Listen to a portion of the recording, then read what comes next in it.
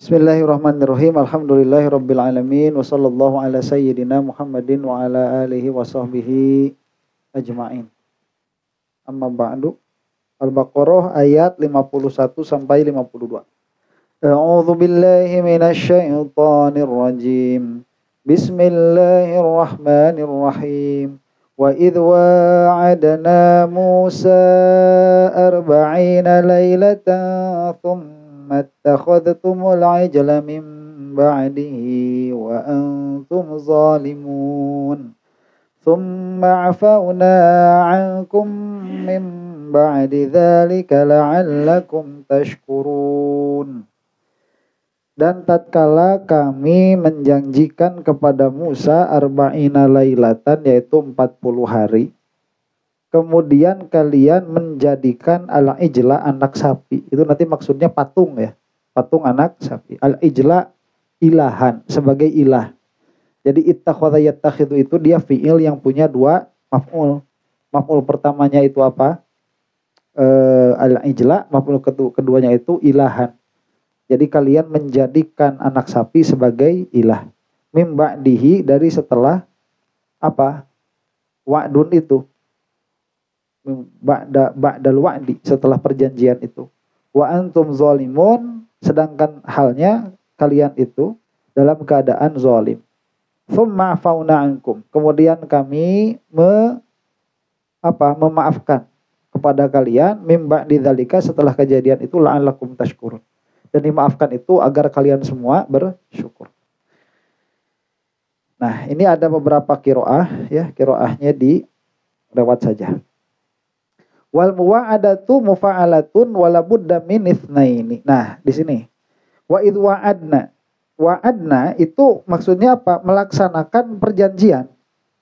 Dan tatkala kami melaksanakan perjanjian Musa kepada Musa. Perjanjian itu bisa enggak satu pihak? Enggak bisa. Perjanjian itu harus dua pihak. Makanya ini bagaimana perjanjian Allah dengan Nabi Musa? Karena perjanjian itu harus dari dua belah pihak. Ini nanti ada penawaran, nanti dari sana ada penawaran lagi sampai deal ya. Sudah deal, nah baru terjadi apa? Perjanjian. Disebutkan. Fa amma bi ghairi mana tadi? Wa amma labudda min itsnain. Nah, annal wa'da wa in kana minallahi ta'ala faqabuluhu kana min Musa. Wa qabulul wa'di yushbihul wa'da. Di annal qabila lil wa'di labudda wa ayyaqula af'ala dzalik. Jadi memang yang pertama kali memberikan perjanjian itu Allah Subhanahu wa taala. Cuman oleh Nabi Musa diterima. Nah, makanya penerimaan Nabi Musa atas janji Allah ini dia sebagai perjanjian begitu. Nah, bukan tawar-menawar dulu kan, kalau kita perjanjian tawar-menawar dulu ya. Ya berapa nih perjanjiannya? Berapa persen? 30%. Kamu maunya saya 40%, begitu. Ini enggak ada tawar-menawar antara Allah sama Nabi Musa. Cuman tatkala Allah Subhanahu wa taala memerintahkan, Nabi Musa menerima. Maka itu seperti ada perjanjian. Itu kemungkinan pertama. Wa tsaniha qala al-qafal la yab'udu ayyakunal adamiyyu ya'idullaha wa yakuna ma'nahu yu'ahidullaha. Wa tsalits wa annahu amrun jaro baina tsnaini fajaza ayyuqala wa'adna.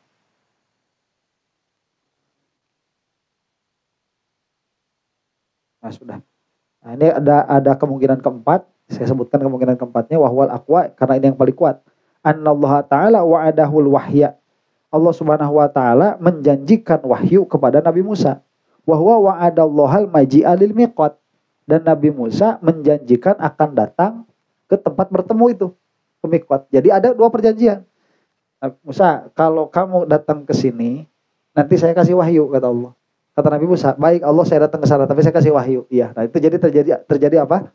Perjanjian. Dari miqat ila tur. Amma Musa fa fihi wujuhun ahaduha waznuhu fu'la. Nah, ini nanti kita akan membahas asal lafaz Musa. Musa ini kan kalau Musa itu bukan nama Arab. Nah, makanya dibahas. Nah, Musa ini kalau wazannya apa begitu? Ya. Kalau wazannya apa? Disebutkan waznuhu fu'la. Jadi fa, ain, lam sama alif bingkeng. Apa alif bingkeng itu? Alif maksurah. Ya.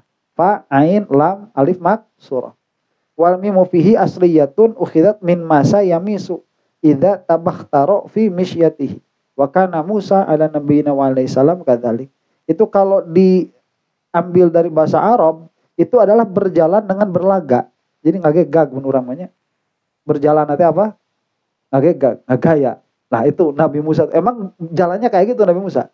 Nah, makanya dinamai apa? Musa. Nah, cuman nanti akan diperpanjang di sini sama kata Safarudin Ar-Razi, kalau nama-nama yang bukan orang Arab itu nggak usah dicari asalnya. Ya udah, itu udah asalnya dari sana saja. Cuman ada yang mengatakan ini dari dari apa? Ibrani, dari bahasa Ibrani. Itu dari mu dan sa. Ya. Mu itu maknanya air, sa maknanya itu pohon. Nah, karena Nabi Musa itu ditemukan di atas air di bawah pohon.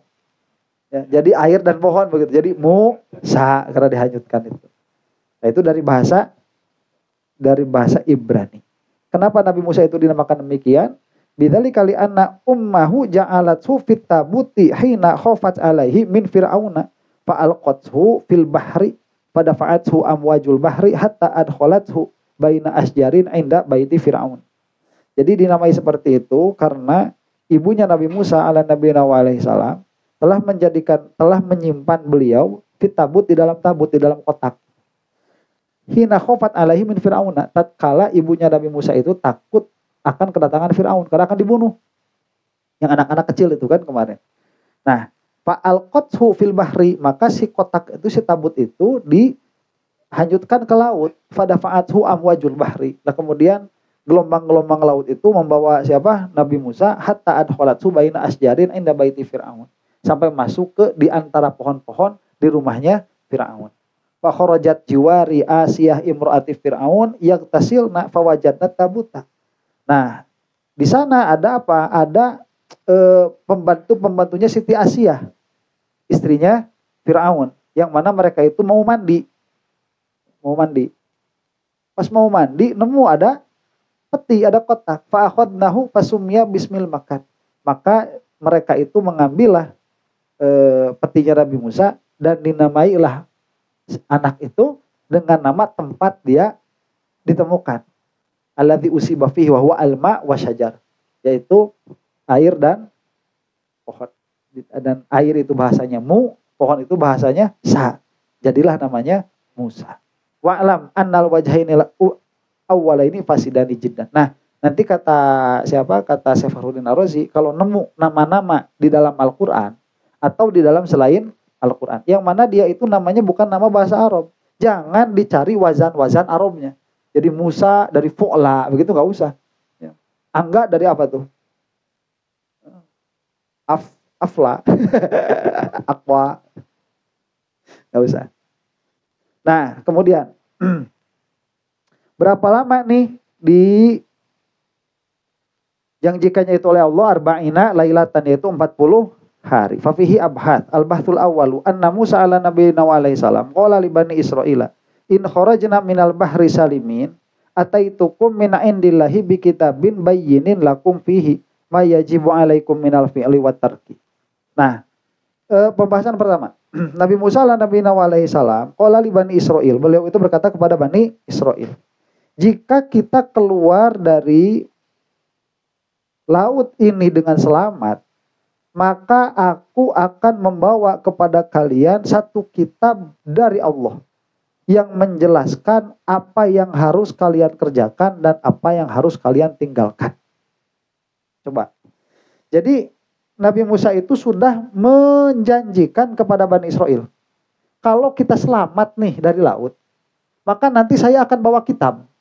Kitab ini isinya adalah perintah dan larangan dari Tuhan kalian. Kalau kita dikasih kabar kayak gitu, bakalnya itu semangat atau malah melempem? Harusnya semangat emang. Harusnya semangat. Karena sebelum ada syariat itu mahal. Iya kan? Coba ini adalah perintah dari Rob kalian yang membelah laut. Ini adalah perintah dari Allah yang membelah laut. Supaya kamu punya manzilah, punya derajat di sisi Allah. Ini adalah larangan-larangan dan perintah-perintah yang harus kalian kerjakan dan harus kalian jauhi. Itu semangat nggak mereka menunggunya itu? Semangat nggak? Semangat. Cuman tatkala sudah ada kayak kita sekarang nih, ini kan udah ada. Udah gak terlalu semangat. Padahal perintah dari Allahnya ada, perintahnya ada, larangannya ada, begitu. Falamma jawaza Musal bahra bi bani Israil wa aghraqallahu fir'auna qalu ya Musa i'tina bidzalikal kitabil mau'un fadhahaba ila rabbih. Nah, maka tatkala Nabi Musa itu melewati lautan dengan Bani Israel dan Allah Subhanahu wa taala itu menenggelamkan Firaun, maka berkatalah Bani Israel, ya Musa, i'tina bidzalikal kitab. Hai Musa, datangkanlah kami dengan kitab yang telah engkau janjikan. Fadhahaba ila rabbih. Maka Nabi Musa itu berangkatlah menuju Allah. Maksudnya menuju Allah itu menuju tempat mendapatkan wahyu. Ya, bukan berarti Allah turun ke sana, enggak ada ceritanya kayak gitu. Nah, fadhahaba ila rabbihi wa wa'adahum arba'ina lailatan, dan menjanjikan kepada Bani Israel itu selama 40 hari. Jadi ya udah, saya mau naik dulu ke Tur ya, ke mana? Ke gunung, tapi kamu tunggu selama 40 hari. Jangan sampai ngelakuin hal yang aneh-aneh. 40 malam begitu ya. Wa dzalika qauluhu ta'ala wa wa'anna Musa 30 lailatan wa atmamnaha bi asyrin fatamma miqatu rabbih. Nah, kalau di dalam surah Al-A'raf itu dirinci. Ya, maka kami menjanjikan kepada Nabi Musa itu 30 malam, kemudian kami sempurnakan dengan 10. Jadi berapa? 40. Kalau di sini langsung arba'ina lailatan. Wastakhlafa alaihim Haruna wa makatha 'ala tur arba'ina lailatan. Nah, selama Nabi Musa itu berangkat ke At-Tur, yaitu Tur Sina itu, beliau itu meninggalkan Nabi Harun sebagai khalifah, sebagai penggantinya. Nah, berapa lama Nabi Musa di gunung itu? Yaitu 40 malam. Wa anzalallahu Taurata alaihi fil alwah. Dan Allah Subhanahu wa taala menurunkan Taurat kepada Nabi Musa di atas lauh. Wa kanatil alwahu min zabarjadin. Dan lauhnya itu, alwahnya itu dia terbuat dari zabarjad. Faqarrabahu rabbu najiyan wa kallamahu min ghairi wasitatin. Maka Allah Subhanahu wa taala mendekatkan Nabi Musa kepada Allah dengan bermunajat. Wa kallamahu min ghairi wasitatin, dan bermukalamah dengan Nabi Musa tanpa perantara. Wa asma'ahu sarirul qalam, dan memberikan dengar kepada Nabi Musa itu guratan kolam. Makanya sama kayak Rasulullah itu. Ya, kalau Rasulullah itu kan naik dulu Mi'raj dulu. Mi'raj, nah tempat kolamnya kan di situ. Nah, Rasulullah mendengar guratan kolamnya. Kalau Nabi Musa itu enggak, Nabi Musa itu di Tur Sina, tapi beliau mendengar guratan kolam, begitu. Jadi dibuka hijabnya. Kalau Rasulullah itu didekatkan. Ya, kalau Nabi Musa dibuka hijab, itu ke kolam. Kalau ke Allah, dua-duanya dibuka. Kalau ke Allah, Nabi Musa tidak dibuka hijab kepada zatnya, karena hanya mendengar kalamullahnya saja. Nabi Muhammad SAW itu melihat kepada zatnya Allah Subhanahu Wa Taala, dikasyaf begitu. Ya. Atas qaul ahlu sunnah wal jamaah. Tapi sebagian orang itu mengatakan tidak, Nabi Muhammad tidak melihat Allah. Jadi ada yang mengatakan melihat Allah, ada yang mengatakan tidak melihat Allah. Ada khilaf. Wa aghraqallahu fir'aun. Mana tadi? Hatta habata minat tur wa asma'ahu wal qalam. Qala Abul Aliyah wa balagona annahu lam yuhdits hadatsan fil arba'ina lailatan hatta habata minat tur. Dan berkata Abul Aliyah, dan telah sampai kepada kami bahwa tidak terjadi apa-apa selama 40 hari itu. Hatta habata minat tur, sampai turun dari At-Tur. Jadi selama 40 hari itu tidak terjadi apa-apa sama sekali. Nunggu aja Nabi Musa itu ya, setia dalam penungguan. Ya, apa yang akan terjadi?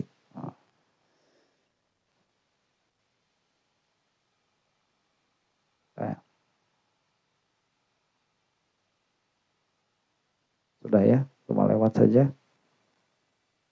Wa idh wa'adna Musa arba'in wa yufidu anna wa'adah kanat min awalil amri 'alal arba'in. Sudah.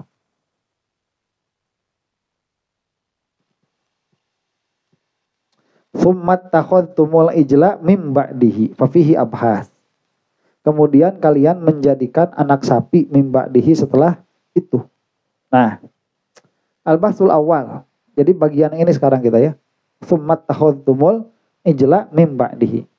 Al-bahthul awalu innama dzakara lafdzata tsumma li'annahu ta'ala lamma wa'ada Musa hudurul miqati li inzali taurati alaihi bihadratis sab'ina wa azharu fi dzalika darajata Musa ala nabiyina wa alaihi salam wa fadilata bani Israila liyakuna dzalika tanbihan lil hadirin ala uluwi darajatihim wa ta'rifan lil ghaibin wa takmilatan lid-din kana dzalika min a'zamin ni'ami falamma atau aqiba dzalika bi aqbahi anwa'il jahli wal kufri kana dzalika fi mahalli ta'ajjub fahuwa kaman yaqulu innani ahsantu ilaika wa fa'altu kadza wa kadza thumma innaka taqsiduni bisu'i wal idha.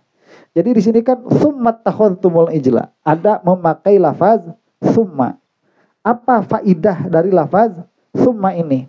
Dikatakan tatkala Allah Subhanahu wa taala telah menjanjikan kepada Nabi Musa untuk hadir di miqat, di meeting point, di tur itu. Ya, hadirnya kan di situ, di tur.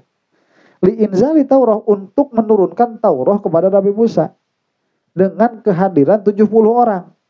Dan jadi gimana ya? Nabi Musa ini waktu naik ke turnya ini, atas sebagian riwayat itu tidak sendirian, tetapi membawa 70 orang.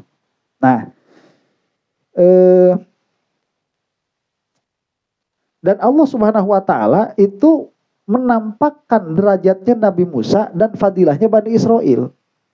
Ya kan, kalau misalkan kita mau dapat keutamaan sendirian kan gak enak. Jadi enakan ada yang nonton kan.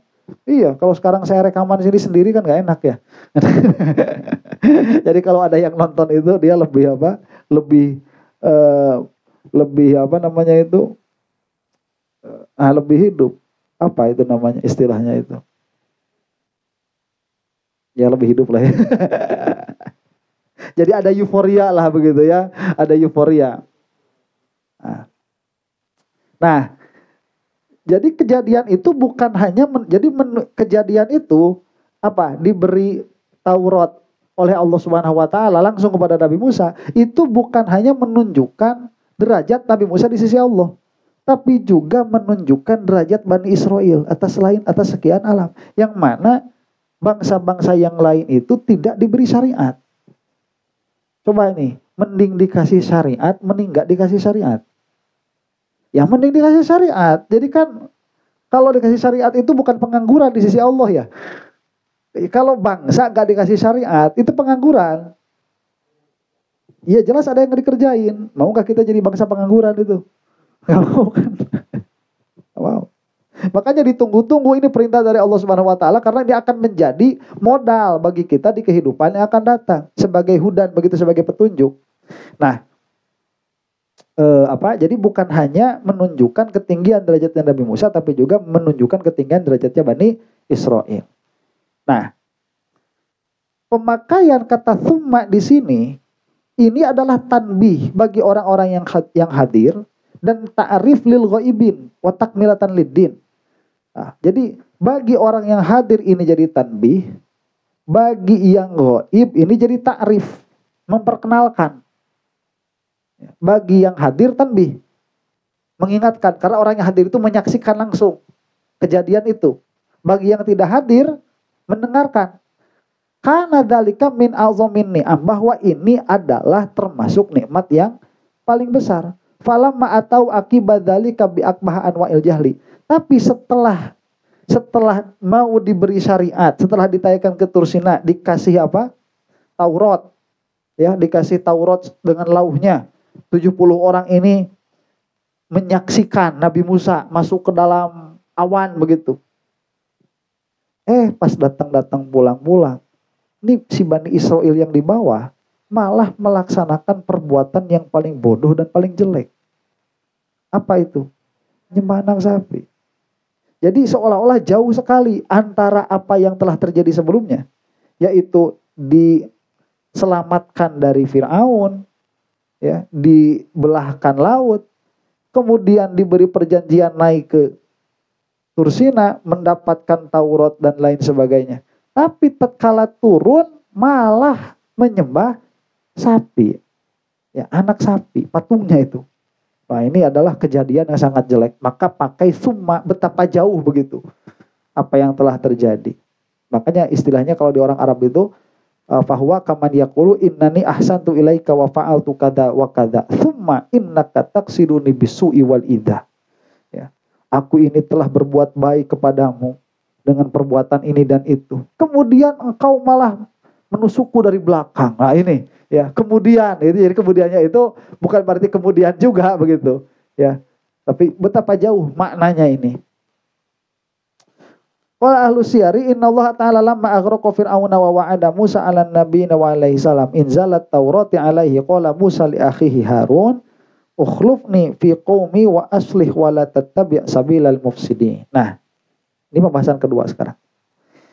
Ahli sejarah mengatakan bahwa Allah Subhanahu wa taala tatkala Allah itu menenggelamkan Firaun dan memberikan janji kepada Nabi Musa untuk menurunkan Taurat kepadanya. Nabi Musa berkata kepada saudaranya, yaitu siapa? Nabi Harun. Gantikanlah aku untuk mengurus urusan pada kaumku. Dan uruslah dengan baik urusan mereka. Dan janganlah kamu itu tattabi' sabilal mufsidin. Mengikuti jalannya orang-orang yang ingin membuat kerusakan. Nah, itu jadi kira-kiranya ya. Ini ayat Al-Quran. Ayat Al-Quran. Kira-kiranya Nabi Musa itu bilang gitu ke Nabi Harun. Kamu urus urusan rakyat saya. Ya, saya bukan mau lengser. Ini bentar lagi insya Allah saya kembali. Cuman umat saya ini gak ada yang urus. Tolong diurus dengan pengurusan yang baik. Dan kalau nanti ada orang yang coba-coba mensabotase, jangan diikuti. Karena nanti kan ada yang mensabotase ini. Makanya kenapa pas turun itu nyembah anak sapi. Karena ada sabotornya. Ada yang mensabotase. Falamma dhahaba Musa ila Tur wa kana qad baqiya ma'a bani Israila ath-thiyabu wal huliyyu alladhi ista'aruhu minal qibti qala lahum Harun inna hadhihi thiyaba wal huliyya la tahillu lakum fa ahriquha. Nah, jadi ceritanya itu gimana? Nabi Musa berangkat aja ke Tur. Kan di Bani Israil itu kemarin ada minjem perhiasan-perhiasan itu kan.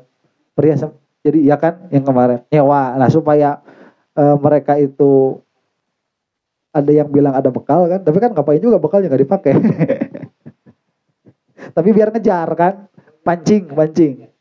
Nah, biar ngejar. Nah, berarti kan si pakaian itu masih ada tuh, si perhiasan-perhiasan itu masih ada.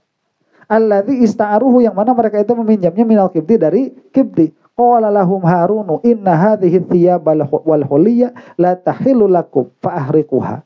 Nah, pakaian dan perhiasan ini, siapa ini yang berkata? Harun. Oh, Harun, Nabi Harun yang berkata. Nabi Harun berkata sama masyarakat Kipti itu. Masyarakat Kipti, ini pakaian dan perhiasan yang kalian pinjam kemarin, ini sudah tidak halal bagi kalian. Tidak boleh dipakai, tidak boleh dijual, karena memang gak ada yang beli. Kan gak ada yang jualan. La tahillu lakum fa ahriquha, maka bakarlah. Fajama'u naron wa ahraquha. Maka Bani Israil itu mengumpulkan api. Maksud mengumpulkan api itu mengumpulkan kayunya. Masa apinya dikumpulkan? Yang dikumpulkan apa? Kayunya. Suluhna. Kayunya dikumpulkan terus bikin api gede, ya, wa ahraquha, dan membakar harta-harta yang dipinjam itu. Wa kana Samiri fi masirihi ma'a Musa fil bahri nazara ila hafiri. Nah, masuk karakter baru namanya Samiri. Nah, si Samiri ini dia berjalan dengan Nabi Musa fil bahri, waktu lewat laut. Nah, nazara ila hafiri dabati Jibril, yang mana dia itu, si Samiri ini, melihat kepada kuku tunggangannya malaikat Jibril. Hina taqaddama ala Fir'aun, tatkala dia itu kan datang kepada Fir'aun itu kemarin. Yang bawa kuda betina kan, supaya Fir'aun ngikutin. Fi dukhulil bahri faqabadu qabdatan min turabi hafiri tilka dabati. Nah, si Samiri ini mengambil jejak-jejak, mengambil tanah bekas pijakan kudanya malaikat Jibril. Thumma inna Samiriya akhadha makana ma'ahu minadh-dhahab wal fiddah wa sawwaru minhu ijlan. Nah, kemudian si Samiri ini mengambil emas-emas dan perak-perak. Jadi kan si perhiasan itu dilebur berarti ya. Ya memang kalau emas kalau dibakar gimana?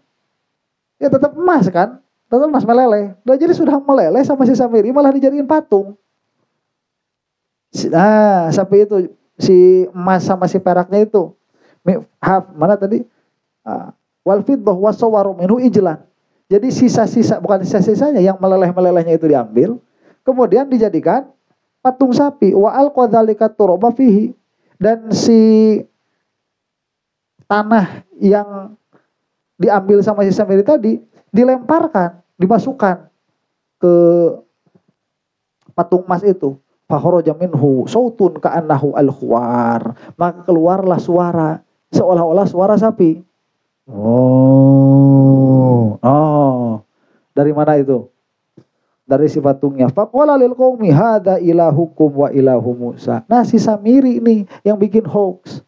Ini adalah ilah kamu dan ilahnya Musa. Sambil nunjuk ke apa? Ke patung itu. Fattakhadahul qaumu ilahan li anfusihim. Maka si kaum Bani Israel menjadikan si patung itu sebagai sesembahan untuk mereka sendiri. Fahada ma fir riwayati waliqailin ayyakulah. Nah, inilah kisahnya ya yang ada di dalam riwayat. Nah, nanti akan kita bahas riwayatnya ini sebentar. Bani Israel itu kok gobloknya kebangetan. Masa sapi disembah gitu ya. Boleh kita istirahat dulu aja ya. Serap aing liur. Wallahu a'lam bishawab. Bismillahirrahmanirrahim. Fan qolah.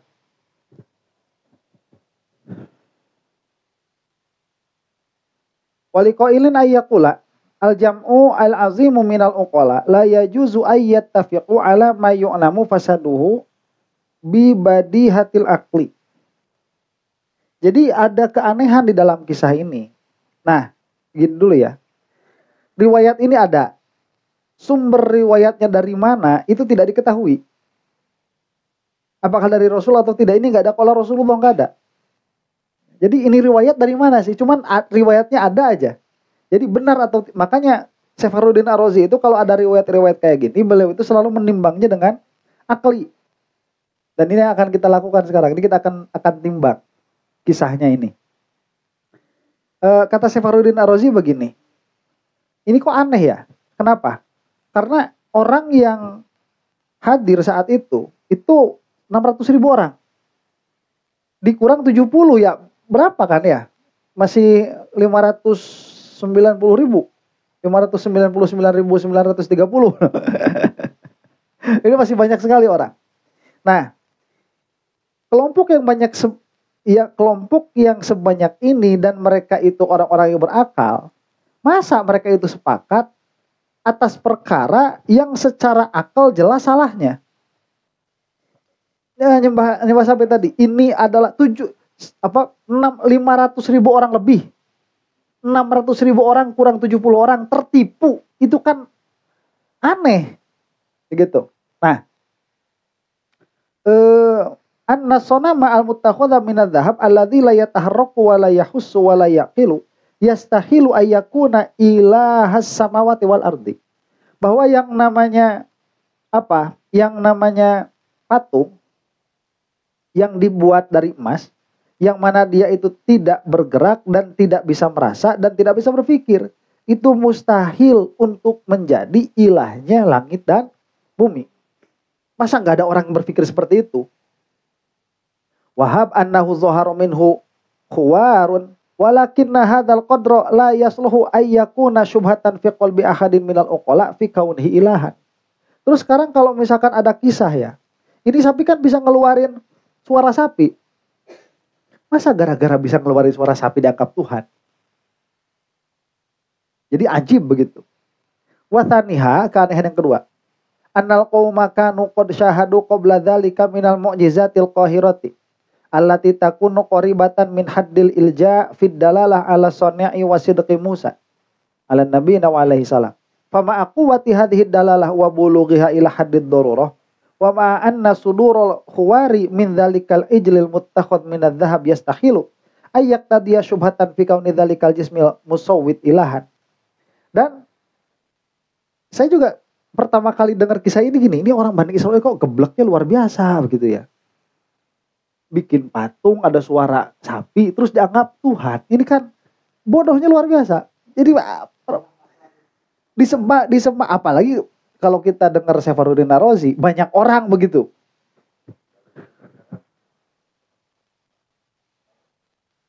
Ya sebelumnya nggak tahu juga. Cuman kalau secara akli bodohnya terlalu begitu. Ini sebelumnya gimana menyembahnya nggak tahu juga. Ya Bani Israil itu, karena kalau misalkan dari awalnya udah punya tauhid, nggak mungkin nyembah sapi. Ya kan? Kalau dari awalnya punya tauhid. Kalau dari awalnya punya tauhid itu nggak mungkin nyembah sapi. Terus kalau sekarang yang dijadikan ilah itu patung sapi, lah kok gobloknya kebangetan. Nah, dan keanehan yang keduanya itu, ini kan sebelumnya sudah menyaksikan mukjizat yang sangat besar, yang mana itu menunjukkan kepada zat atau ilah yang al-qadir, yang memiliki qudroh. Lah terus nyembah sapi, aneh. Nah maka dijawab, wal jawabu hadhil waqi'atu la yumkinu tashihuha illa ala wajhin wahidin. Perkara seperti ini tidak mungkin difaham kecuali dengan satu cara. Wahwa ayyuqala inna samiriya alqa ilal qaumi anna Musa 'alan nabiyina wa alaihi salam innama qadara ala ma atabihi li annahu kana yattakhidhu talsamatin ala quwa falakiyatin wa kana yaqdiru biwasitatiha ala hadhil mu'jizati. Nah, jadi ini tipuan dari Samiri. Al-Qur'an itu hanya menjelaskan keadaan globalnya saja. Nabi Musa naik ke Tursina, kemudian Bani Israil menyembah patung anak sapi, yang mana kan nggak ada juga riwayatnya bahwa ini diambil dari emas, dari perhiasan-perhiasan yang sudah dibakar, kemudian dikasih tanah dari pijakan kendaraannya malaikat Jibril. Kan nggak ngobrol gitu Al-Quran itu, cuman ngobrolnya menyembah patung saja. Nah kalau kata Safarudin Ar-Razi, ini saya bisa mengira-ngirakan apa yang dikatakan sama si Samiri, sehingga orang-orang sebanyak ini tertipu. Lagi mana? Jadi ada sisi filosofisnya. Kira-kiranya Samiri itu berkata seperti ini kepada kaumnya Musa tuh, "Woi, kaum Musa, kamu tahu nggak gimana Musa itu bisa membelah lautan? Musa itu bisa membelah lautan karena dia punya jimat. Yang mana jimat ini, jadi jimat tolasmat ya. Tolsamat itu dia talisman kalau bahasa Inggrisnya itu. Kalau di kita jimat. Kalau di ilmu ada ilmu wifik. Nah, itu dari wifik. Dari jimat-jimat, yang mana jimat-jimat itu, wifik itu diambil dari kekuatan falakiyah. Jadi ngambil pemikiran orang-orang Kibti. Ini bukan zaman Nabi Muhammad, kayak zaman Nabi Musa. Jadi sebelumnya itu ada agama-agama yang menyembah falak. Di mereka itu kan masyhur. Nabi Ibrahim itu berdebat. Saya melihat bintang, saya pikir ini adalah ilah, ternyata kalah sama bulan. Saya pikir ini ilah, ternyata datang matahari. Lah itu kan bukan Nabi Musa pernah nyembah matahari, bukan Nabi Musa pernah nyembah bulan, bukan. Cuman itu munazoroh lah kira-kiranya, menghinakan orang-orang yang menyembah mereka itu. Dan mereka itu menyembah falak bukan karena mereka menyembah falaknya, tapi mereka punya sangkaan bahwa falak ini ada yang menjaganya. Nah yang menjaganya ini dia punya wifik. Dan Nabi Musa itu kata Samiri menguasai wifik itu, sehingga bisa membelah laut. Nah, wa kana yaqdiru biwasitatiha ala hadhil mu'jizat faqala Samiri lil qaum wa anna attakhidhu lakum talsaman mithla talsamihi wa rawaha alaihim dzalika bi an ja'alahu bihaitsu kharaja minhu sautun ajibun fa'at ma'ahum fi ayyasiru mithla Musa ala nabiyina wa alaihi salam fil ityani bil khawarik. Jadi si Musa Samiri ini ingin jadi penggantinya Nabi Musa. Nih, saya juga bisa. Saya ini sekarang kan Musa nggak ada nih. Saya ini bisa menggantikan Musa sebagai pemimpin kalian. Karena saya bisa menjadikan apa yang Musa jadikan. Coba buktikan. Oke, datangkan emas dan perak. Begitu. Dibikinlah patung sapi. Kemudian pakai apa tadi? Tanah itu. Pakai tanah hasil dari jejaknya apa? Jejaknya kuda malaikat Jibril. Begitu. Pas masukin ke situ ya keluar suara sapi. Nah, warawaha alaihim dzalika bi an ja'alahu bihaitsu kharaja minhu sautun ajibun fa'at ma'ahum fi ayyasiru mithla Musa fil ityan bil khawarik. Jadi ingin dianggap sama dengan Nabi Musa, bisa mengeluarkan khorikun lil adat, bisa mengeluarkan perkara-perkara yang ajaib. Aula alal qauma kanu mujassimatan wa hululiyatan fajawazu hululal ilahi fi ba'dil ajsam falidzalika waqa'u fi tilka syubhati. Atau kemungkinan kedua, kata siapa? Safaruddin Ar-Razi. Udah mah tadi dikatain kayak gitu, dihasut sama si Samiri. Memang dari awalnya Bani Israel ini i'tiqadnya mujassimah atau hululiyah. Ya, hululiyah. Mujassimah itu yang menjisimkan. Kayak si Wahabi, kayak si Salafi itu, teman-temannya Khalid wes. Itu kan mujassimah itu mereka itu. Nah itu sama kayak gini. Jadi Allah itu, Tuhan itu dia bisa berupa jisim karena memang dari awalnya jisim. Nah inilah jisim Tuhan sekarang. Langsung dipercaya. Atau hululiyah. Hululiyah itu Tuhannya bisa merasuk. Jadi ilah itu memang bukan ini, tapi ini sebagai media untuk mendekatkan diri kepada ilah. Itulah maksud menyembah. Jadi bukan anak sapinya yang disembah. Karena kalau anak sapinya yang disembah dalam pengertian patung anak sapi tadi disembah, itu gobloknya kebangetan. Begonya kan banget, masa ya dibikin sendiri, disembah sendiri kan? Kalau enggak, mereka itu punya kepercayaan bahwa Tuhan merasuk di situ. Atau Tuhan menjadi itu, begitu. Nah, makanya tadi, kan sebelumnya menyembah Allah. Lah ini etikodnya. Karena kalau dari awalnya menyembah Allah udah kayak kita, insya Allah, kalau kita makan benernya, tauhidnya itu. Nggak bakalan sampai nyembah-nyembah anak sapi itu.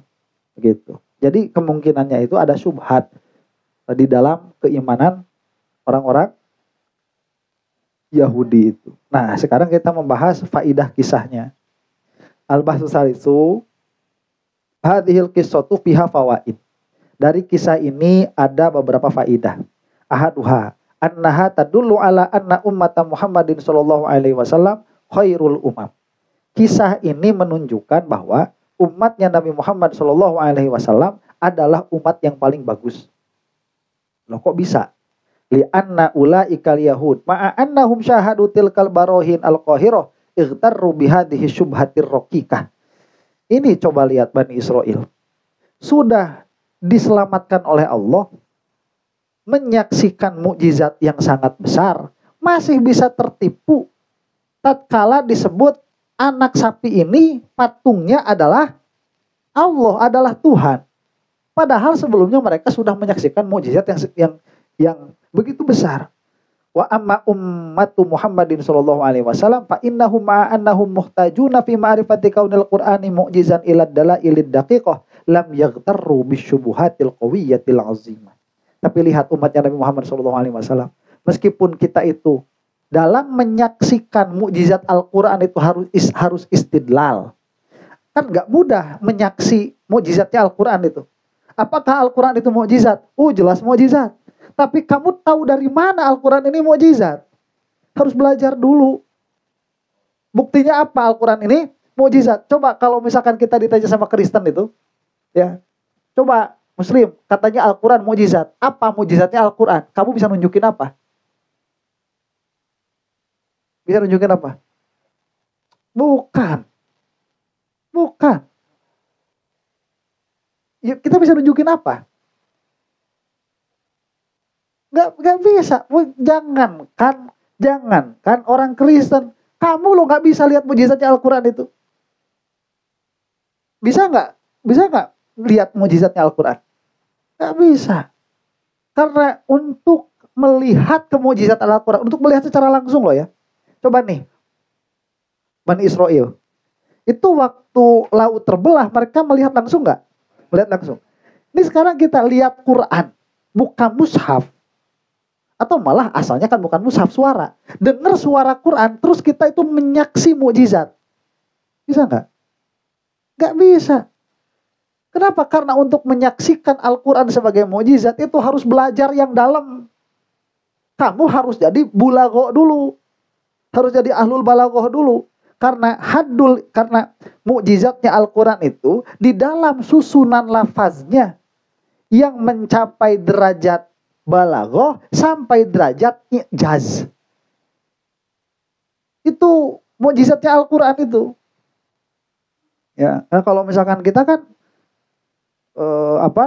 ya tahu dari kejadiannya, itu pun kan bukan menyaksi. Jadi apa ya? Ya itu khariqulil adatnya itu.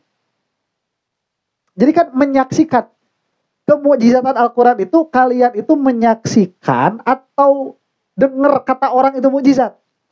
Dengar kata orang itu mukjizat. Adapun kaunuhu mu'jizan, itu kalian gak bisa sampai. Ya. Ini kan omongan kontroversi. Emang coba buktikan. Qul huwallahu ahad, Allahus samad, lam yalid wa lam yulad wa lam yakul lahu kufuwan ahad. Mana mukjizatnya coba? Apa yang disaksi? Nggak bisa. Kita nggak bisa lihat, cuman kata orang aja ini mukjizat. Begitu. Makanya ulama kalam itu lihat apanya? Lihat tantangannya. Jadi kan yang kamu saksi dari tantangan Al-Quran, bukan Al-Qurannya. Al-Quran menantang, kalau ini bukan dari Allah, maka bikinlah yang semisalnya. Ada nggak orang yang bikin? Nggak ada. Ada orang yang coba-coba, nggak mampu juga. Karena yang nyebutin mampu itu harus orang yang ahli. Ya, orangnya kan harus insaf nih. Dia tahu uslub Arabiyah secara mendalam. Kemudian dia melihat dengan jelas bahwa Al-Quran ini adalah mukjizat. Seperti siapa? Seperti para sahabat dulu. Kemudian ada orang nyoba-nyoba bikin susunan lafaz seperti Al-Quran. Itu bakal kelihatan. Ini loh nggak ada mukjizatnya. Al-Quran ada mukjizatnya, begitu kelihatan. Cuman untuk melihat itu harus dengan ilmu yang sangat dalam. Nah sekarang Al-Quran itu menantang. Coba datangkan yang semisal ini. Ada nggak yang mendatangkan semisal itu? Nggak ada. Berarti jelas ini dari Allah. Itu mukjizatnya. Nah, kita mah nggak lihat langsung mukjizatnya Al-Quran itu, nggak lihat langsung. Kalau yang lihat mukjizat Al-Quran secara langsung itu kayak orang-orang Bani Israel melihat laut terbelah.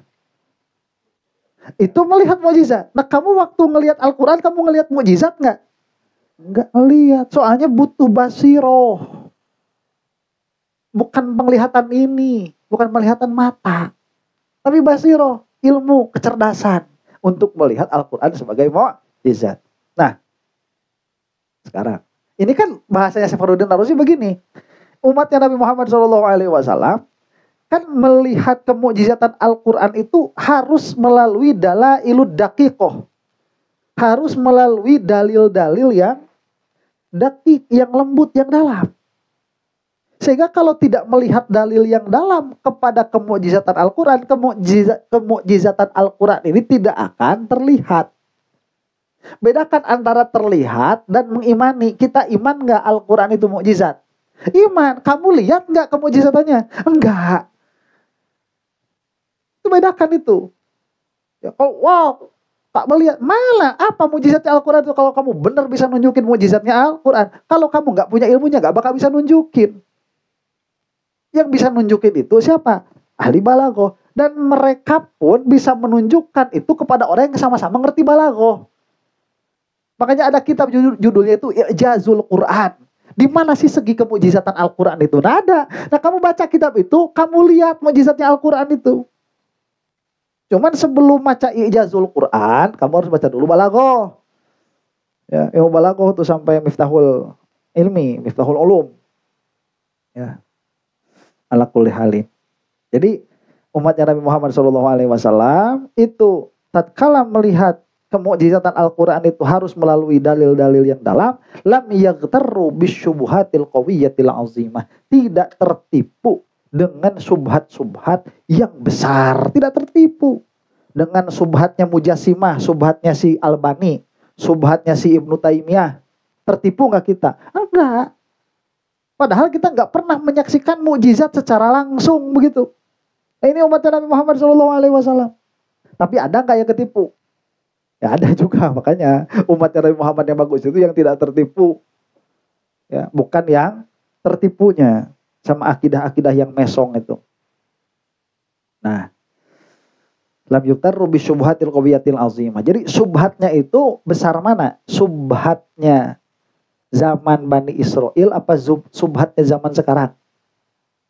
Zaman sekarang. Mukjizatnya susah mana disaksinya? Zaman Bani Israel apa sekarang? Zaman sekarang tuh mukjizatnya susah disaksi, tapi subhatnya tapi subhatnya lebih besar daripada yang dulu. Tapi orang masih ada yang selamat. Coba nih kita nih alhamdulillah bisa selamat dari subhatnya Mujasimah, bisa selamat dari subhatnya sufi palsu, bisa selamat dari subhatnya falasifah. Itu gara-gara siapa? Ya Rasulullah menjelas Al-Quran. Gara-gara umatnya Rasulullah. Jadi umatnya Rasulullah ini saling tolong menolong gitu. Kita kan bisa kayak gini gara-gara apa? Gara-gara Tijan, gara-gara Fathul Majid, gara-gara Jauhar Tauhid. Kan itu kan gara-garanya itu gara-gara kita mantik, gara-gara Syekh Fakhruddin Ar-Razi. Jadi kita masih bisa memegang teguh kepada akidah yang benar, padahal kemujizatan Al-Quran tidak disaksi secara langsung. Gitu. Itu ketinggian umatnya Rasulullah Sallallahu Alaihi Wasallam. Wadzalika yadullu ala anna hadhil ummah khairun min ulaik wa akmalu aqlan wa azka khatiran minhum. Dan secara akal lebih sempurna dan secara hati lebih bersih. Inilah umatnya Rasulullah sallallahu alaihi wasallam. Mudah-mudahan orang kalebetnya sadayana. Wa thaniha annahu alaihi salatu wassalamu dzakara hadhihi hikayatah ma annahu lam yata'allam ilman. Wa dzalika yadullu ala annahu alaihi salatu wassalam istafadaha minal wahyi. Yang kedua, kita bisa mengambil kesimpulan bahwa bahwa Nabi Muhammad SAW jelas mengambil kisah ini dari wahyu, karena Rasulullah itu tidak belajar dari siapapun, tidak punya guru Rasulullah itu.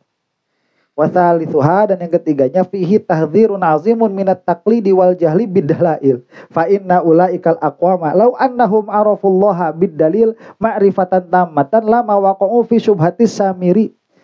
Yang ketiga ini, kata Syekh Fakhruddin Ar-Razi, ya, di dalam kisah penyembahan Bani Israel kepada patung sapi ini ada ancaman yang sangat besar dari taklid dan bodoh terhadap dalil. Jadi jangan sampai keimanan kamu itu timbul dari kebodohan, dan keimanan kamu itu bukan timbul dari dalil. Jadi iman tanpa dalil itu jelek. Nanti kayak Bani Israel. Kenapa mereka itu nyembah anak sapi? Patungnya itu, ya karena mereka bodoh dari dalil, imannya taklid. Kata Nabi Musa bring, kata Nabi Musa keluar, mereka nggak punya ilmunya. Makanya tatkala datang subhat, ini adalah Tuhan kalian, jadilah itu subhat disembah. Sama siapa? Sama Bani Israel. Makanya kata Syekh Fakhruddin Ar-Razi, ini sebetulnya adalah isyarat kepada hati-hati, jangan sampai kamu itu mengambil akidah dengan cara taklid. Karena kenapa? Fa inna ulaikal aqwam law annahum arafullaha bid-dalil ma'rifatan tammatan lama waqa'u fi syubhati samiri. Kalau Bani Israel ini yang ngikut Nabi Musa nyebrang laut, itu ngaji Tijan, bakal nggak nyembah anak sapi itu? Nggak bakalan. Kalau mereka akidahnya akidah yang benar, andai kata Bani Israel itu akidahnya Asy'ariyah Maturidiyah, itu mereka gak bakalan sampai nyembah anak sapi, karena tahu ini jirim. Tuh. Awas Salafi Wahabi ini nanti ya di akhirat itu bakal diuji, mereka itu bakal melihat satu sosok yang besar yang belum pernah mereka lihat sebelumnya. Karena mereka dari awal punya etikot bahwa Allah itu punya kaki, punya tangan, punya kepala, punya mata, punya wajah, dan kedua tangannya itu kanan. Nanti Allah Subhanahu wa taala bakal bikin makhluk kayak gitu di yaumil qiyamah, dan akan diperlihatkan kepada orang, nih orang yang akidahnya salah bakal nyembah ke situ, padahal itu bukan Allah. Tuh sama aja sama Bani Israel. Cuman Bani Israel mah anak sapi patung, itu mah nanti malaikat gede atau makhluk apalah gede sama Allah diciptain. Ya. Yang dari sekarang akidahnya Mujasimah itu gak bakalan selamat, itu udah. Nanti di yaumil qiyamah. Kalau sekarang misalkan nggak ada Sekarang ya mereka nggak bakal ketipu lah. Orang mau bikin patung sebesar apapun mereka tahu itu patung. Tapi di yaumil qiyamah, karena dari pertama mereka itu mujassimah, punya i'tiqad bahwa Allah itu jisim, punya tangan, punya kaki, punya mata, punya wajah. Nanti di akhirat sana bakal ada makhluk seperti itu dan mereka akan menyembah itu. Na'udzubillahi min dzalika, itu fitnah akhir zaman itu ya. Si wahaboy sama wahagirl itu. Nah, kemudian yang keberapa sekarang? Warabi'uha, yang keempatnya. Fi tasliyatin Nabi sallallahu alaihi wasallam mimma kana yushahidu min musyrikil Arab wal Yahud wan Nasara bil khilaf alaihi wa ka'annahu ta'ala amarahu bisobri ala dzalika kama sabara Musa alaihi salatu wasallam. Di dalam ayat ini juga ada apa? Ada penghiburan. Jadi ada hiburan ya, apa? Pelipur hati bagi Rasulullah sallallahu alaihi wasallam, pelipur lara dari apa yang beliau saksikan dari kelakuan orang-orang Arab dan Yahudi dan Nasrani bil khilafi alaihi wa ka'annahu ta'ala amarahu bisobri, seolah-olah Allah Subhanahu wa taala itu memerintahkan Nabi Muhammad sallallahu alaihi wasallam supaya bersabar ala dzalika, atas kelakuan mereka, kama sabara Musa alaihi salatu wasallam fi hadhil waqi'ah, sebagaimana bersabarnya Nabi Musa pada kejadian ini, an-nakidah, yang bermasalah. Fa innahum ba'da an khallasahumullahu min fir'aun wa arahumul mu'jizatil ajibati wa arahumul mu'jizatil ajibata min awali zuhuri Musa ila dzalikal waqti ightarru bitilka syubhatir raqiqah. Nah itu coba gimana jengkelnya Nabi Musa itu ya. Udah dibawa dari Mesir lewat ngebelah laut. Udah nyampe lewat laut, Fir'aun udah mati, Nabi Musa itu pergi 40 hari, pas pulang-pulang itu kaumnya udah nyembah patung. Itu gimana jengkelnya? Ya. Coba kamu punya murid kayak gitu. Ya 40 hari di 40. Jengkelnya kan terlalu. Ini udah ngaji 10 tahun terus balik-balik lagi udah rugem. Ajab-ajab. Ini dari kemarin itu. Enggak. Pak Budi teman gitu. Aduh. Itu aja kan. Nah, ba'da'an khallasahumullahu min fir'aun wa arahumul mu'jizatil ajibata. Jadi apa ya, kok apa subhat kecil gitu kok bisa tertipu gitu loh. Jengkel kan? Nah, makanya kira-kiranya kalau apa ya, kalau kisah itu, kalau Nabi Muhammad SAW itu bakal paham gimana keadaannya Nabi Musa. Gimana keadaannya Nabi Musa, karena mereka itu sama-sama Nabi, sama-sama Rasul. Jadi kisah mungkin ya Rasulullah itu gini. Ya masih parahan Nabi Musa. Karena ini urusannya sama akidah. Jadi cobaan dalam hal itu begitu ya. Dalam hal itu. Ini kan cobaannya akidah. Begitu. Dan subhatnya sangat kecil sekali, mereka masih terkecoh. Cuman Rasulullah itu kan disakiti dirinya begitu, disakiti hatinya. Lah mungkin itu yang dibaca oleh Rasulullah, sehingga ya kan kalau yang namanya tasliyah kan gini, tasliyah itu mengangkat lipur, apa, pelipur lara, berarti apa yang diangkat itu? Laranya. Oh iya betul, laranya. Nah, itu kan punya lara ya, ada rasa sakit. Rasa sakit ini baru dia bisa hilang kalau kita itu melihat atau mendengar perkara yang lebih sakit dari yang kita rasakan. Kalau yang lebih ringan mah nggak bakalan hilang tuh laranya itu. Ada pembanding. Kamu kenapa murung? Oh, saya kemarin habis modal jualan. Berapa? 300 juta. Saya kemarin 30 miliar. Wah, banyak. Tuh, 30 miliar. Ada gemplong. Tapi kalau misalkan ditanya, saya juga kemarin 300 ribu, 300 ribu ya, begitu kan. Ya, 300 juta, saya juga kemarin 300 ribu. Nggak hilang begitu. Jadi kalau tasliyah itu harus dengan sesuatu yang lebih tinggi beratnya. Nah, ini mungkin dalam hal ini, Nabi Musa itu lebih kacau lagi keadaan hatinya, karena yang rusaknya ini apa? Tauhid. Setelah iman, coba. Umatnya Rasulullah SAW, coba ya, para sahabat, cari sahabat yang mana mereka itu murtad setelah jadi sahabat karena akidah. Ada satu yang ke Habasyah jadi Nasrani. Ada. Ya enggak? Itu sudah ya, ya itu mungkin bukan karena itu tapi karena pergaulan begitu. Ya wallahu a'lam. Oh, ada. Cuman kan dari sekian cuman satu. Dari sekian. Dan kalian nggak tahu kan dan nggak baca begitu. Kalau orang-orang yang suka baca itu tahu ada beberapa sahabat yang murtad karena pilihan itu ada beberapa. Hah? Menantunya Abu Sufyan. Oh iya, ya iya tuh benar itu. Itu kan ke Habasyah kan? Pas ke Habasyah kecantel. Jadi Kristen. Itu ada. Cuman dari sekian, cuma satu yang kita tahu. Umatnya Nabi Musa ini semua. Nah makanya kayaknya Rasulullah itu denger ini agak apa?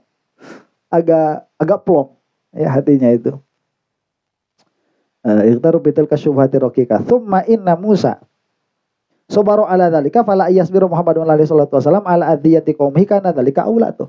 Makanya kalau Nabi Musa ini kena musibah sebegitu besarnya, ya yang mana itu berkaitan dengan akidah, ya harusnya Rasulullah bisa lebih bersabar lagi begitu.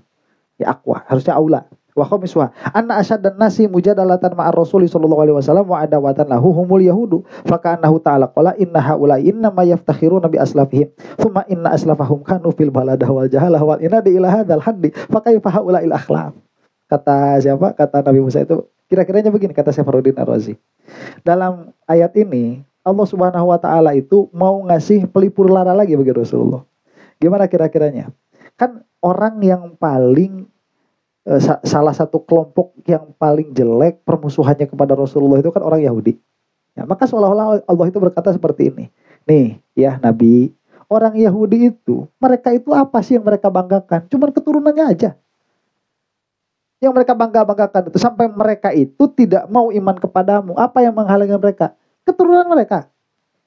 Tidak kurang tidak lebih. Kemudian kamu lihat keturunan mereka itu gobloknya luar biasa. Laku keturunan goblok kayak gitu kok mau dibanggakan?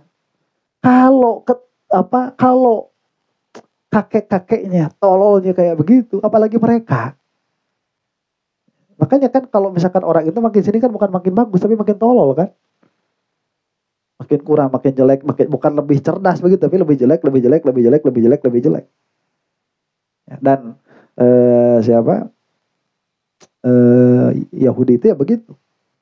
Jadi turunan jelema belagu gungkul begitu. Ini loh turunan orang-orang bodoh semua. Yang mana sudah lewat apa? Laut masih kena subhat yang begitu ringan, yaitu menyembah patung anak sapi. Nah, itu Israel itu ya. Ternyata mereka itu keturunan orang-orang tolol juga. Nah, amma qauluhu ta'ala wa antum zalimun. Sekarang kita masuk ke wa antum zalimun. Nah, wa antum zalimun ini bagaimana? Al-mahtul awwalu fi tafsiri zulmi wa fihi wajhan. Wa antum zalimun, sedangkan kalian semua itu apa? Zalim. Apa sih makna zalim itu? Az-zulmu. Nah, zalim itu kan dari zulmun kan? Wa fihi wajhan. Al-awwalu qala Abu Muslimin az-zulmu fi asli lughati huwa an-naqsu. Nah, kalau kita mau lihat aslul lugha, asal bahasa, zulmun itu naqsun. Naqsun. Zulmun itu apa? Naqsun. Naqsun itu apa? Kekurangan. Qala Allah Ta'ala kiltal jannataini atat ukulaha walam tazlim minhu syai'a. Nah, itu ada syahidnya, itu surah Al-Kahfi ayat 33. Wal makna annahum, jadi wa antum zalimun, kalau zulmun itu naqsun dan naqsun itu maknanya kurang, berarti wa antum zalimun itu maksudnya apa? Wa antum naqisun. Kalian itu orang-orang yang kurang. Kurang majalah masa tengah. Wa antum zalimun itu bermakna wa antum naqisun.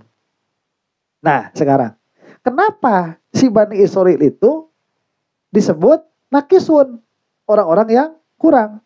Wal makna annahum lamma taraku ibadatal khaliqil muhyi al mumit washtaghalu bi ibadatil ijli faqad saru naqisina fi khairatid dini wad dunya.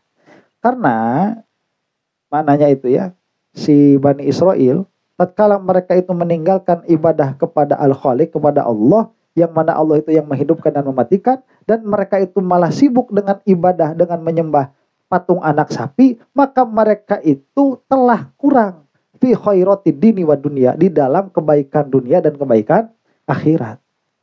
Gitu. Jadi ya rugilah kira-kiranya ya. Wa antum zalimun wa antum naqisun. Ayo kalian orang-orang yang merugi.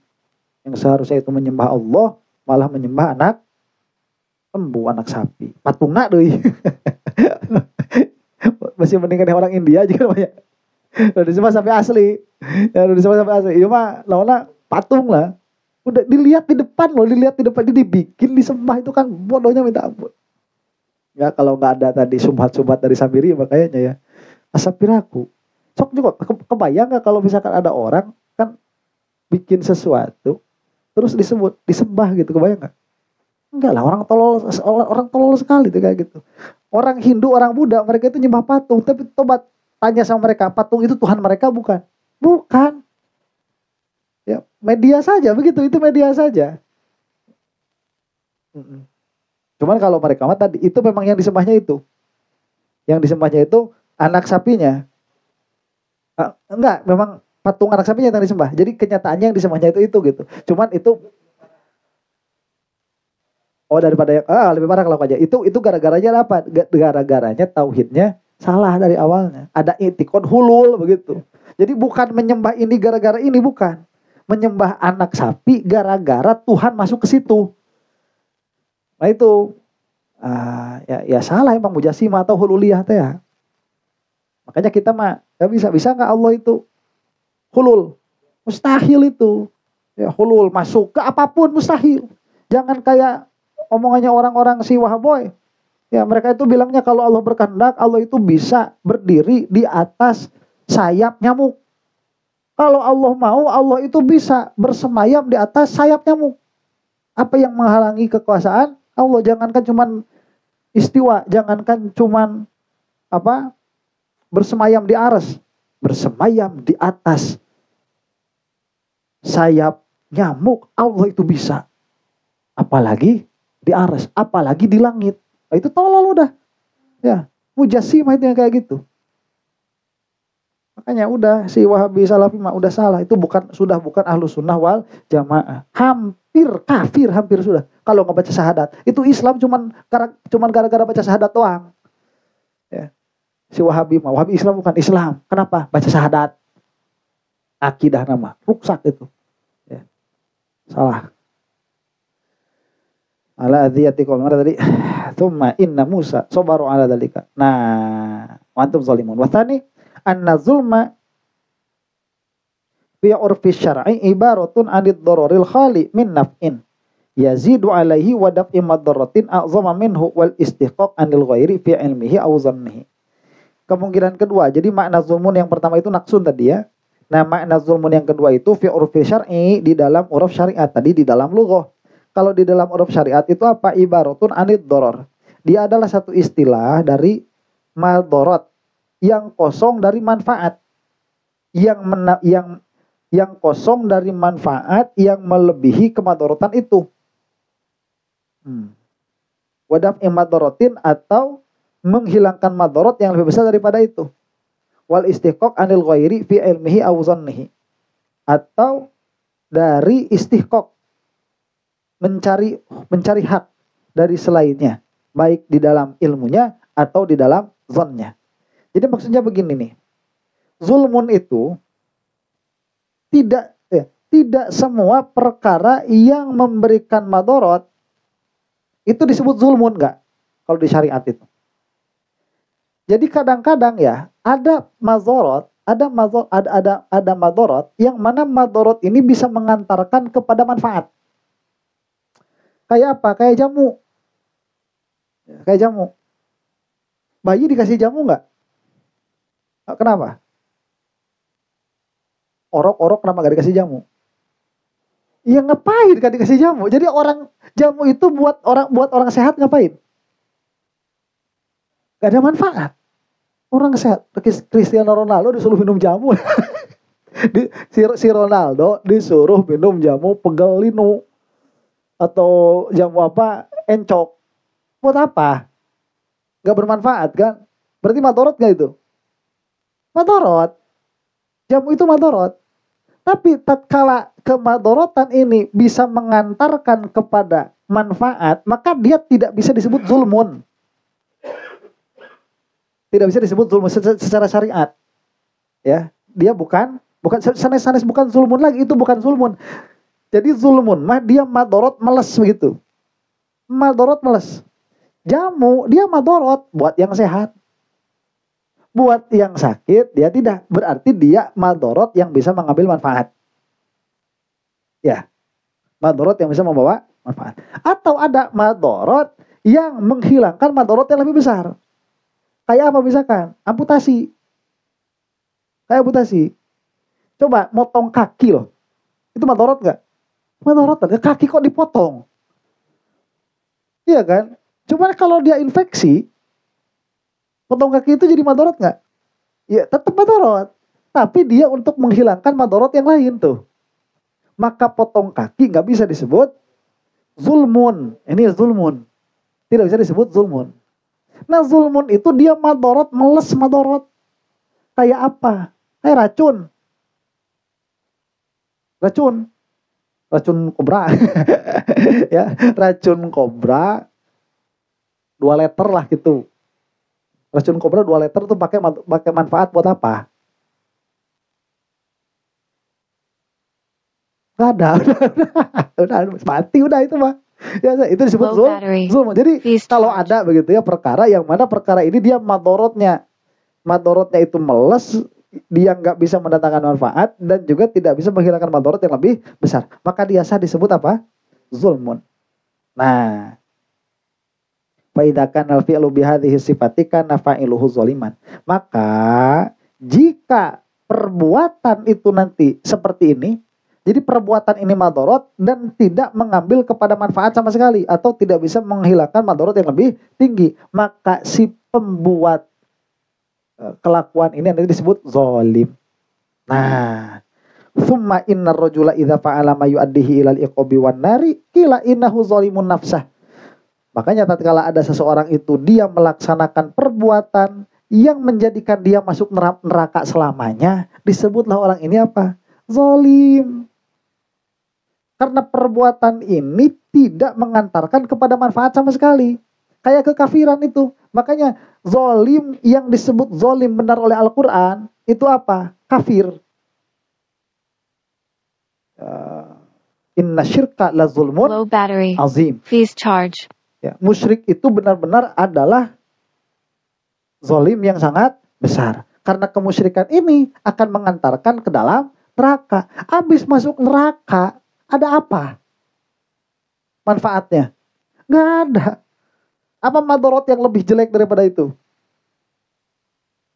Yang bisa dihilangkan gara-gara masuk neraka selamanya? Nggak ada. Ya, makanya ini udah kejelekan yang paling akhir, yang paling jelek. Nah makanya kafir ini zulmun azim. Karena zulmun itu tadi adalah madorot yang tidak ada manfaatnya sama sekali. Makanya orang yang menyembah selain Allah disebut zalim. Dan Al-Quran itu mensifati inna syirka la zulmun azim. Ya sudah dulu lah, karena sudah lowbat ya, gak dicas tadi lupa. Allahu a'lam bishawab. Pertanyaan saya. Nah harulang diseriuskan gak didinya namanya. Ari diheureukeun karunya netizen. Seserian tuh puguh aing. Pertanyaan saya. Low battery. Please charge. Saya orang mudah-mudahan orang sadaya dirahmatan Allah Subhanahu wa taala. Bagi majelis dan kafarat kanu kelapatan orang sadayana uga jantan wasilah kamala orang sareng salihin sareng Rasulullah sallallahu alaihi wasallam. Subhanakallahumma rabbana wa bihamdika asyhadu an la ilaha illa anta astaghfiruka wa atubu ilaik. Rabbana ighfir lana dzunubana wa liwalidayna warhamhuma kama rabbayana shighara. Rabbana hab lana min azwajina wa dhurriyyatina qurrata a'yunin waj'alna lil muttaqina imama. Rabbana atina fid dunya hasanah wa fil akhirati hasanah wa qina adzabannar. Allahumma arham ummat sayyidina Muhammad. Allahumma aslih ummat sayyidina Muhammad. Allahumma farrij an ummati sayyidina Muhammad. Allahumma ighfir lil mu'minina wal mu'minat wal muslimina wal muslimat al ahya'i minhum wal amwat. Al-Fatihah. A'udzu billahi minasyaitonir rajim. Bismillahirrahmanirrahim. Alhamdulillahirabbil alamin arrahmanir rahim maliki yaumiddin. Iyyaka na'budu wa iyyaka nasta'in ihdinas siratal mustaqim. Siratal ladzina an'amta 'alaihim ghairil maghdubi 'alaihim waladdallin. Amin. Wassallallahu ala sayyidina Muhammadin wa ala alihi Low wasallam. battery. Assalamualaikum Please warahmatullahi charge. taala wabarakatuh.